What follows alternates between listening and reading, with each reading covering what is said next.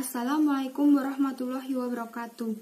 Kami dari kelompok 2 ingin mempresentasikan hasil diskusi kelompok kami terkait strategi penghematan pajak melalui pemilihan badan usaha.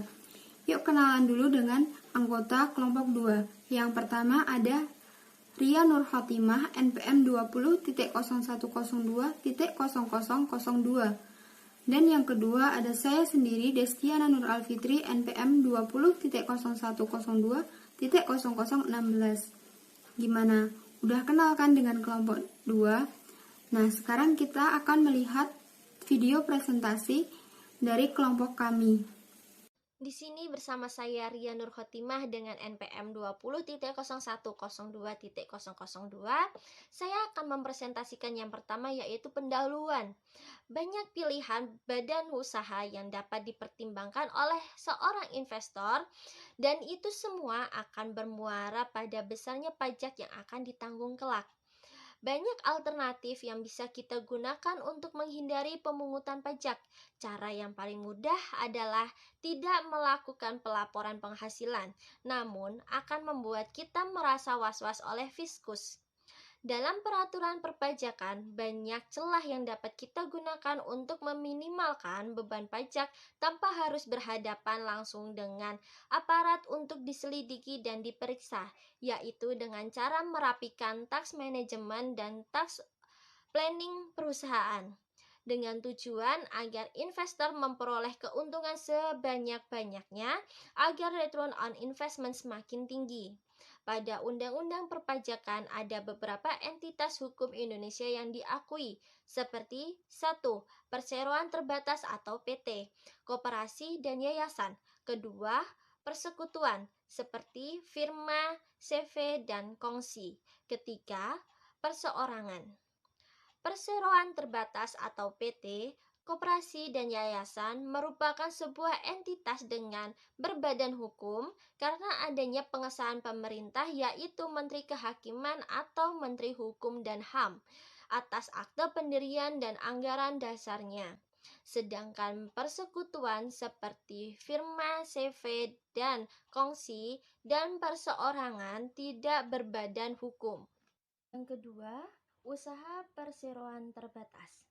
Perseroan adalah badan hukum yang merupakan persekutuan modal yang didirikan berdasarkan perjanjian, melakukan kegiatan usaha dengan modal dasar yang seluruhnya terbagi dalam saham dan memenuhi persyaratan yang ditetapkan dalam undang-undang serta peraturan pelaksanaannya. Ada dua macam perseroan yaitu 1. Perseroan terbuka atau TBK adalah perseroan publik atau perseroan yang melakukan penawaran umum saham sesuai dengan ketentuan undang-undang di bidang pasar modal. Yang kedua, perseroan terbatas adalah salah satu bentuk badan hukum entitas bisnis yang banyak digunakan di Indonesia yang didirikan dengan payung hukum Undang-Undang Nomor 40 Tahun 2007 tentang perseroan terbatas. Tanggung jawab pada PT dibebankan bukan pada pemegang saham, melainkan kepada direksi. Direksi adalah seseorang yang berwenang dan bertanggung jawab sepenuhnya dalam kepengurusan perseroan, sehingga jika pemegang saham tidak merangkap menjadi pengurus perusahaan, maka tidak dapat dituntut pertanggungjawaban atas operasional perseroan oleh pihak manapun dan tanggung jawab pemegang saham terbatas hanya pada saham yang diambilnya. Dalam ketentuan perpajakan sesuai Pasal 17 Undang-Undang Nomor 7 Tahun 1983 dan telah diubah terakhir kali menjadi Undang-Undang Nomor 36 Tahun 2008 tentang pajak penghasilan, PT dikenakan pajak pada level net income sebelum pembagian dividen perusahaan kepada pemegang saham. Contoh, ilustrasi perhitungan pajak perseroan PT dapat kita lihat sebagai berikut.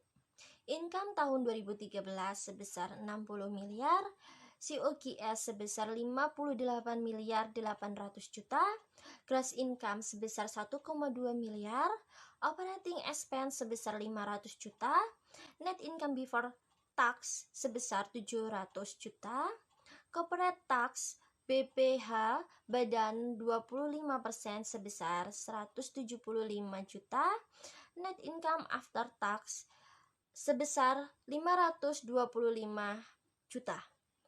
Akan ada pengenaan pajak kembali sebesar 10%, 10% PPh final untuk WPOP saat penghasilan tersebut ditransfer ke pemegang saham sebagai dividen, sehingga menjadi seperti berikut. Net income before tax sebesar 700 juta.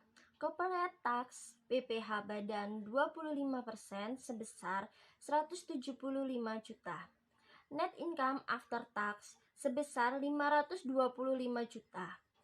Pajak atas dividen sebesar 10% PPh final adalah Rp52.500.000 berasal dari net income after tax sebesar 525 juta dikali 10%. Return yang diterima pemegang saham sebesar Rp472.500.000 berasal dari Rp525 juta dikurangin 10%. Dan pada persenan beban pajak berasal dari total pajak dibagi net income, yaitu 175 juta ditambah 52.500.000 rupiah dibagi 700 juta dikali 100% sama dengan 32,5%. Dengan demikian, secara total investor WPOP akan terbebani pajak keuntungan PT sebesar 32,5%. Ketiga, usaha persekutuan atau CV firma dan kongsi. CV firma dan kongsi bukan termasuk ke dalam badan hukum. Firma didirikan dengan akte notaris, didaftarkan di Kepaniteraan Pengadilan Negeri, kemudian diumumkan dalam tambahan berita Negara Republik Indonesia. Tidak diperlukan adanya pengesahan dari Kementerian Hukum dan HAM. Begitu juga dengan pendirian CV. Oleh sebab itu, belum ada undang-undang yang mengatur masalah firma, CV, dan persekutuan perdata dan dikembalikan kepada KUHD Kitab Undang-Undang Hukum Perdata. Perbedaan antara persekutuan dan PT terletak pada tanggung jawab perseronya. Tanggung jawab persero terhadap semua operasional atau tuntutan dari pihak lain apabila terjadi suatu perkara diatur pada pasal 18 dan 19 buku 1 KUHP. Jika CV terlilit utang dan harta benda yang ada tidak cukup untuk melunasi, maka harta benda pribadi persero pengurus dapat dipertanggungjawabkan untuk melunasi utang yang ada. Sebaliknya, harta benda persero tidak dapat diganggu gugat. Perbedaan dengan PT CV dikenakan pajak hanya sekali dan pada level net income perseroan, dan ketika ditransfer kepada pemegang saham tidak dikenakan pajak lagi. Adapun hal yang tidak termasuk objek pajak adalah laba yang diterima para anggota dari perseroan komanditer yang modelnya tidak terbagi atas saham-saham, persekutuan, perkumpulan, firma, dan kongsi, dan termasuk pemegang unit pernyataan kontrak investasi kolektif yang diatur dalam Undang-Undang Nomor 7 Tahun 1983 Pasal 4 Ayat 3 huruf I yang kemudian diubah menjadi Undang-Undang Nomor 38 Tahun 2008 tentang pajak penghasilan. Contoh, dengan asumsi yang sama seperti contoh pada tabel berikut ini, maka ilustrasi perhitungan pajak firma atau CV dapat kita lihat sebagai berikut. Income tahun 2013 sebesar 60 miliar, COGS sebesar 58 miliar 800 juta, gross income sebesar 1,2 miliar, operating expense sebesar 500 juta, net income before tax sebesar 700 juta, corporate tax PPh badan 25% sebesar 175 juta, net income after tax sebesar 525 juta. Kemudian penghasilan ditransfer ke pemegang saham dengan pembagian sebagai berikut. Net income before tax sebesar 700 juta, corporate tax PPh badan 25% sebesar 175 juta, net income after tax sebesar 525 juta, pajak atas dividen 0% sebesar 0 rupiah, return yang diterima shareholder sebesar 525 juta, persenan beban pajak berasal dari total tax dikali net income sama dengan 175 juta dibagi 700 juta dikali 100% sama dengan 25%.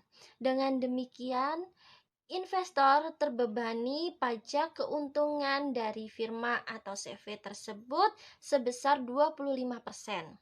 Jika dibanding dengan PT, persentase beban pajak investor firma atau CV berdasarkan Hukum Undang-Undang PPh Nomor 36 Tahun 2008 ternyata lebih rendah daripada PT. Di sini bersama saya Destiana Nur Alfitri akan melanjutkan presentasi dari presenter pertama. Usaha perseorangan.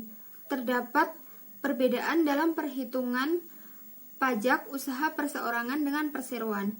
Yang pertama, dalam perhitungan pajak perseorangan terdapat faktor pengurangan, misalnya PTKP, atau penghasilan tidak kena pajak dan biaya jabatan. Sedangkan dalam ketentuan perhitungan pajak perseroan tidak terdapat faktor pengurangan tersebut.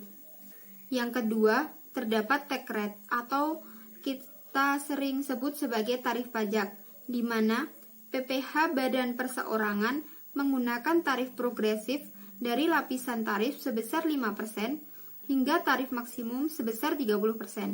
Sedangkan PPh badan menggunakan tarif tunggal sebesar 25%.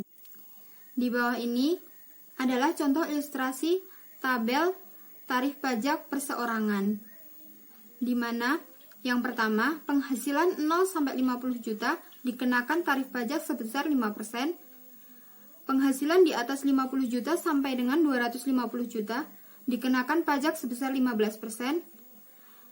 Penghasilan di atas 250 juta sampai dengan 500 juta dikenakan pajak sebesar 25%. Dan penghasilan di atas 500 juta dikenakan pajak sebesar 30%. Contoh ilustrasi perhitungan pajak perseorangan sebelum penghasilan tersebut ditransfer ke pemegang saham dapat kita lihat sebagai berikut. Income tahun 2011 sebesar 60 miliar, COGN sebesar 58 miliar 800 juta, gross income sebesar 7 miliar 200 juta, operating expense sebesar 500 juta, net income before tax sebesar 700 juta, PTKP sebesar 30 juta 400 ribu, taxable income sebesar 667 juta 600 ribu, tax PPh pasal 21 sebesar 145 juta 280 ribu. Perhitungan pajak PPh pasal 21. Penghasilan kena pajak sebesar 667 juta 600 ribu rupiah. PPh pasal 21. Yang pertama 5% kali 50 juta rupiah menghasilkan 2.500.000 rupiah. 15% kali 200 juta rupiah menghasilkan 30 juta rupiah. 25% kali 250 juta rupiah menghasilkan 62 juta 500.000 rupiah. Dan yang terakhir 30% dikali 167 juta 600.000 rupiah menghasilkan 50 juta 280.000 rupiah. Total PPh pasal 21 adalah 145 juta 280.000 rupiah. Pada saat penghasilan tersebut ditransfer ke pemegang saham sebagai dividen, maka tidak akan dikenai pajak lagi. Contoh ilustrasinya dapat kita lihat sebagai berikut. Net income before tax sebesar 700 juta. Tax PPh pasal 21 sebesar 145.280.000. Income after tax sebesar 554.720.000. Pajak atas dividen sebesar 0% menghasilkan 0.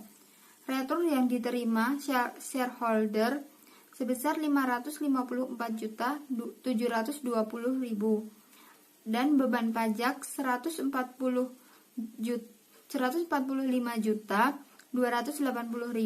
dikalikan 700 juta dan dikalikan 100% menghasilkan 20,75%. Jadi investor, beban pajak yang diterima oleh investor sebesar 20,75%. Di sini dapat kita lihat bahwa beban pajak yang diterima oleh perseorangan lebih kecil dibandingkan dengan beban pajak yang diterima oleh PT maupun persekutuan.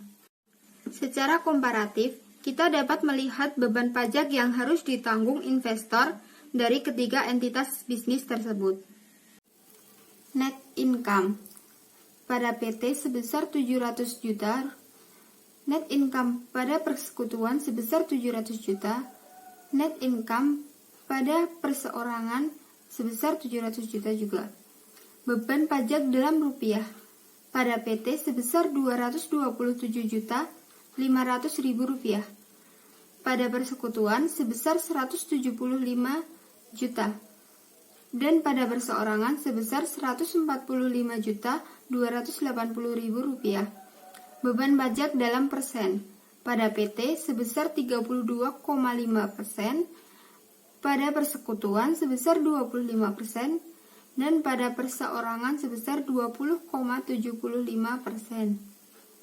Dari ilustrasi perhitungan pajak di atas, kita dapat mencatat beberapa hal penting. Yang pertama, beban pajak yang ditanggung oleh investor melalui persekutuan ternyata lebih kecil daripada usaha PT. Yang kedua, bisnis perseorangan tersebut bisa memberikan tingkat efisiensi pajak yang jauh lebih besar daripada bentuk-bentuk usaha lainnya. Tetapi, kita tidak boleh tergesa-gesa dalam mengambil keputusan atas dasar pertimbangan ini semata. Yang ketiga, pemilihan salah satu entitas bisnis dapat dijadikan referensi dalam pengambilan keputusan oleh para investor untuk meminimalkan beban pajak. Namun, faktor pajak bukan satu-satunya pertimbangan dalam pengambilan keputusan, karena masih banyak variabel-variabel lainnya yang juga penting. Yang keempat, investor konvensional biasanya sering mengandalkan intuisi bisnisnya daripada penghitungan bisnis di atas kertas. Hanya dengan mengandalkan pengalaman saja, mereka biasanya sudah dapat mengambil keputusan yang dirasa tepat. Usaha koperasi. Koperasi merupakan badan usaha yang pengorganisasiannya, pemanfaatannya, dan pendayagunaannya dengan sumber daya ekonomi para anggota atas dasar prinsip-prinsip koperasi. Koperasi didirikan dengan payung hukum, yaitu Undang-Undang Nomor 25 Tahun 1992 tentang perkoperasian. Dalam koperasi, tanggung jawab dibebankan bukan kepada anggota, melainkan dibebankan kepada pengurus koperasi tersebut. Koperasi dapat dibedakan menjadi beberapa jenis. Yang pertama, koperasi konsumen. Misalnya, koperasi warung serba ada atau supermarket. Yang kedua, koperasi produsen. Misalnya, koperasi jasa konsultasi. Yang ketiga, koperasi simpan pinjam. Yang pastinya ini tentang simpan pinjam keuangan. misalnya koperasi simpan pinjam, unit desa atau yang lebih sering kita sebut sebagai KUD. Dan yang terakhir adalah koperasi pemasaran. Mengapa disebut koperasi pemasaran? Karena koperasi ini lebih menyelenggarakan distribusi barang jasa, misalnya koperasi kantin sekolah. Perlakuan perpajakan koperasi. Sebagaimana bentuk badan usaha yang lainnya, koperasi juga memiliki prinsip dalam melakukan kegiatan yang hampir di semua bidang. Dalam koperasi terdapat istilah SHU atau sisa hasil usaha yang merupakan objek dikenakan tarif PPh badan dengan tarif tunggal sebesar 28% yang berlaku pada tahun 2009 dan 25% yang berlaku pada tahun 2010 dan seterusnya. Intensif pajak bagi koperasi.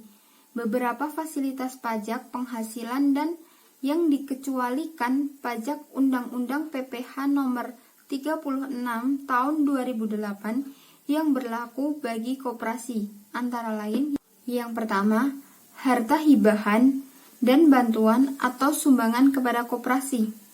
Ini termasuk dalam objek pengecualian pajak.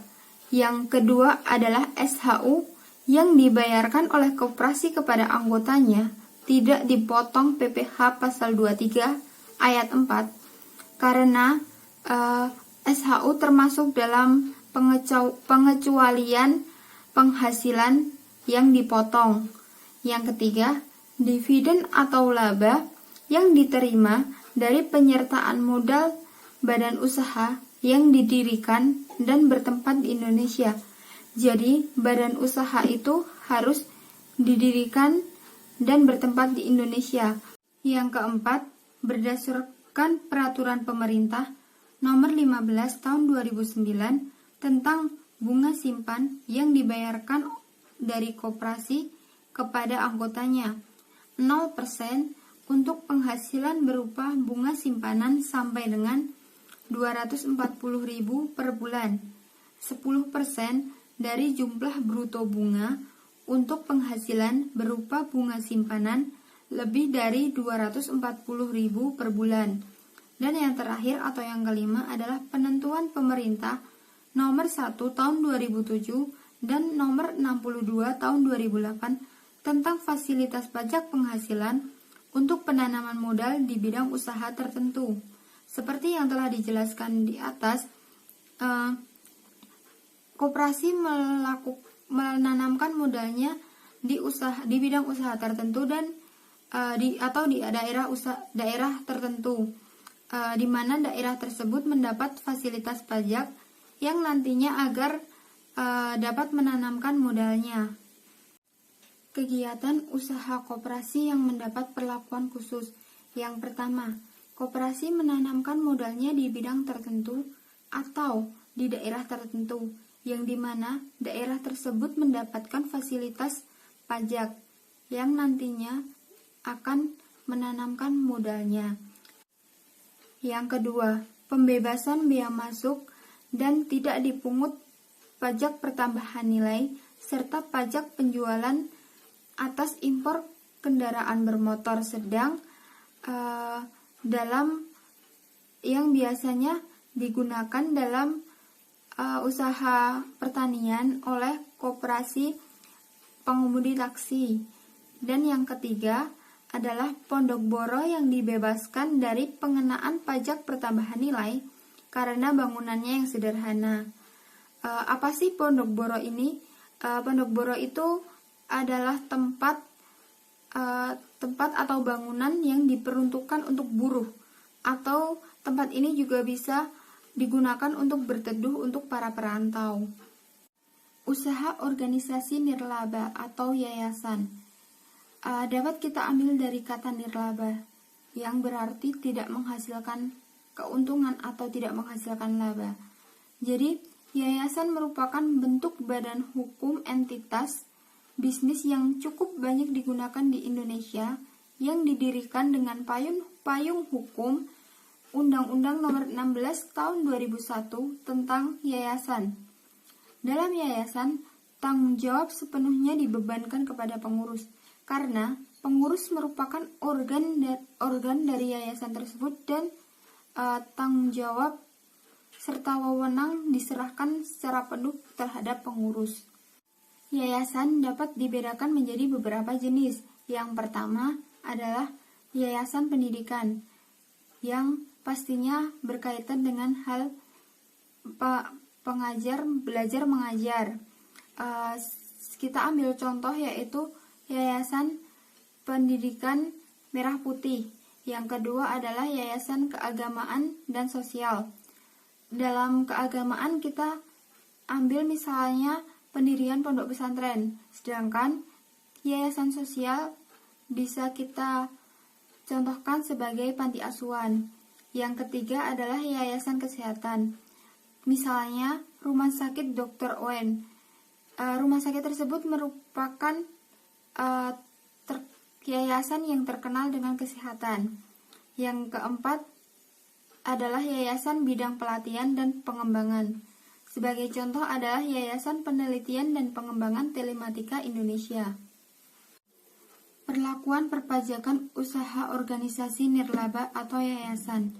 Sebagaimana bentuk badan usaha lainnya, yayasan juga mempunyai prinsip yang dapat melakukan kegiatan dalam segala bidang. Pengakuan penghasilan maupun biaya dalam yayasan juga sama seperti bentuk usaha lainnya. Dalam yayasan juga sama seperti koperasi, mempunyai istilah yaitu SHU atau sisa hasil usaha, yang merupakan objek yang dikenakan tarif PPh badan dengan tarif tunggal sebesar 28% yang berlaku pada tahun 2009 dan 25% yang berlaku pada tahun 2010 sampai seterusnya. Sekian presentasi dari kami. Jika ada tutur kata kami yang salah, kami mohon maaf sebesar-besarnya.